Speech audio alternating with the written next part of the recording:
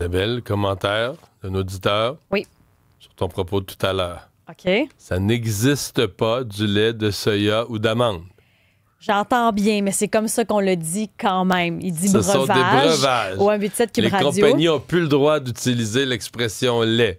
J'entends bien, là. Mais quand même, quand on veut se faire comprendre au resto, on va dire lait d'amande, lait de soya, lait de cachou.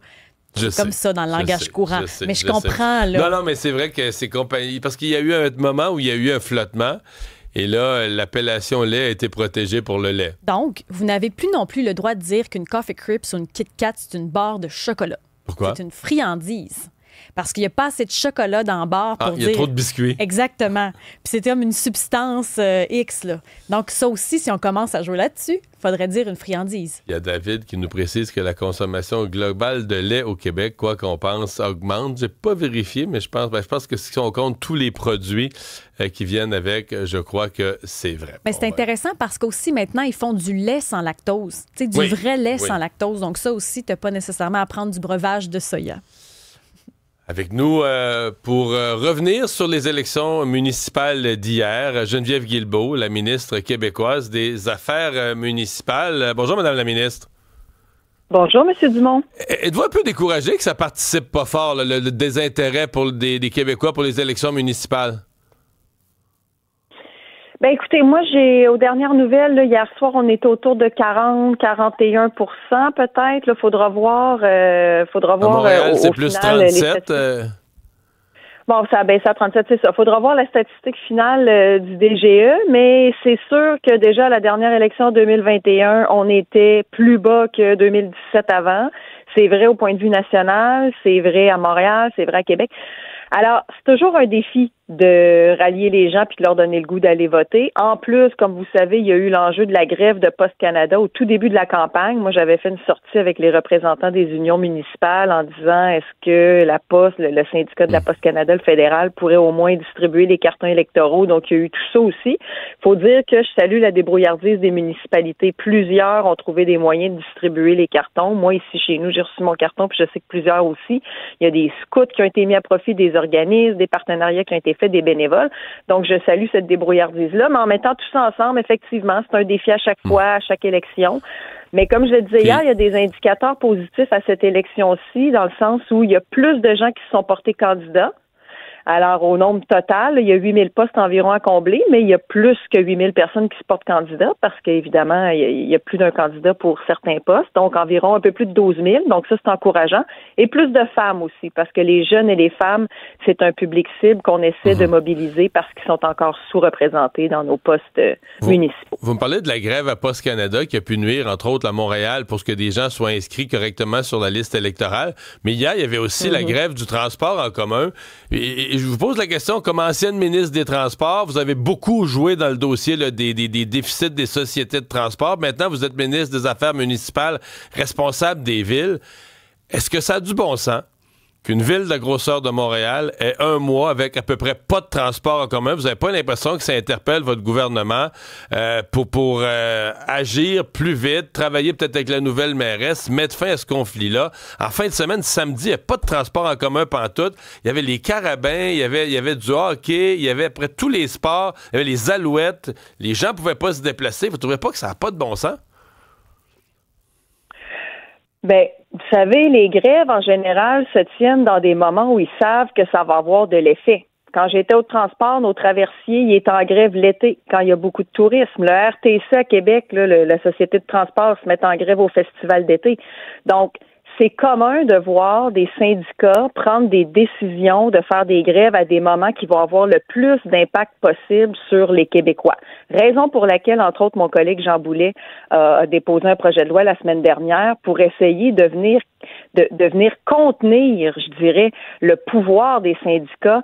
Et il avait déposé d'ailleurs aussi il y a quelques mois un autre projet de loi pour limiter les conséquences des grèves sur les Québécois, parce que effectivement, puis vous faites le lien quand j'étais au transport, quand je suis arrivée au transport en 2022, On nous demandait des centaines de millions pour éponger des déficits de sociétés de transport, 560 millions que me demandait la RTM, dont une grande partie pour Montréal à la STM, et on nous menaçait de fermer le métro si on payait pas ces déficits-là. Et 3 ans plus tard, je viens de quitter les transports, mais l'an dernier, on a réglé un cadre financier d'ici l'horizon 2028 pour le retour à l'équilibre budgétaire des sociétés de transport. Sauf que là, s'ils signent les conventions collectives, je comprends bien, c'est ça, mais s'ils signaient les conventions collectives avec ce que demandent les employés, là, votre cadre financier, il vient de péter aux frettes, là.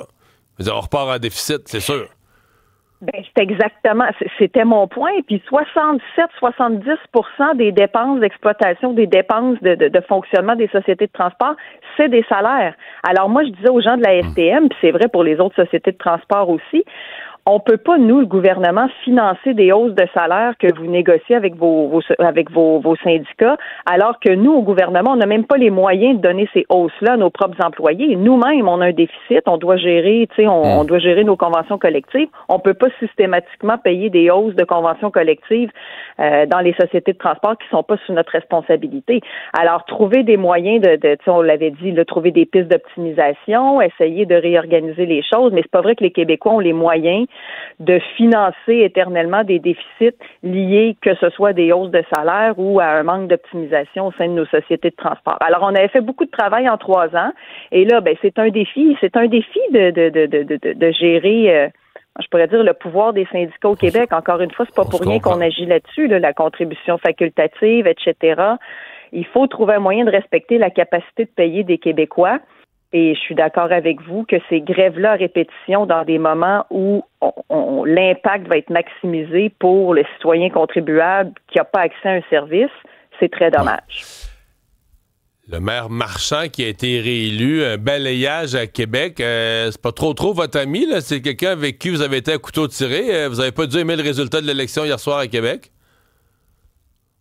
Mais le résultat d'une élection, moi, quel que soit l'endroit, le palier de gouvernement, c'est toujours la population qui décide. Puis nous, on travaille avec tous les élus qui sont en place, là. Alors, moi, à Québec, on a 2 grands projets de transport, le 3e lien et le tramway, qui sont sous notre responsabilité. Là, rappelons-nous, le tramway, ça n'avait pas fonctionné, l'appel d'offres, il n'y avait pas eu de soumission, etc. Donc, on l'a rapatrié. C'est nous qui le gérons avec la CDPQ Infra. Et le 3e lien qu'on gère aussi. Et on le fait en partenariat avec la Ville de Québec, là, avec le maire Marchand qui avait participé à l'annonce. Donc, ces projets-là vont continuer d'avancer. Il y a beaucoup de choses à faire à Québec. On a besoin, vous savez, que ce soit Québec ou ailleurs, on veut des villes prospères, on veut du développement économique, on veut des villes propices à accueillir des projets de développement économique. Puis je pense que c'est dans ce sens-là, en tout cas, sans vouloir lui mettre des mots dans la bouche, je pense que tous les élus au Québec, on est à la recherche de nouveaux revenus.